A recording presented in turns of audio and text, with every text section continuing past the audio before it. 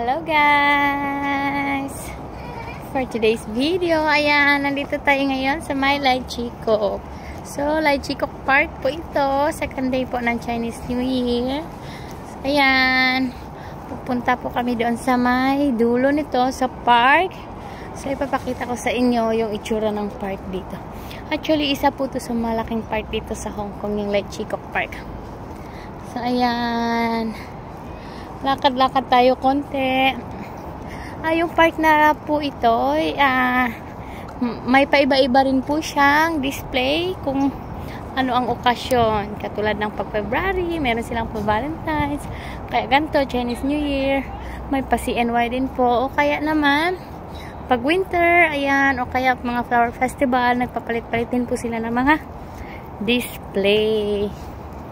So, ito guys, winter kasi ngayon. So, walang dahon yung mga puno na yan. So, nanlagas na yung mga dahon sa puno na to. So, ayan.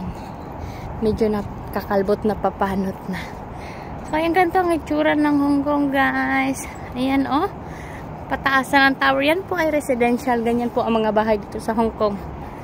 Matataas na building by unit lang po yan. Di katulad sa atin na merong mga ayan, bakuran. Dito po ang mga bahay po dito ay walang bakuran. Ganyan po ang itsura. Ayan, may mga matataas na building. Marami na po ang nakatira dyan. So, ang ganda tingnan guys. Oh. Tingnan nyo. Ayan. So, second day kasi ng Chinese New Year ngayon. So, ayan po ang MTR. Diyan po kami sasakay. Pauwi pa po. Pauwi po. Diyan po kami sasakay ng MTR. So, ayan mga kasama ko yung nandun sa dulo. Picture-picture pa po sila. So, ayan guys. Ayan pa oh. Maraming mga pabahay talaga dito.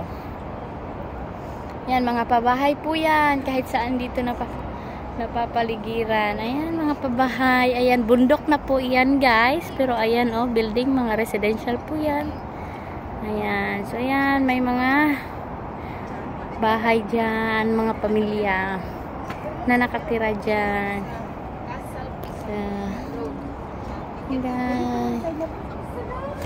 So, yun lang guys. Naipakita ko na sa inyo.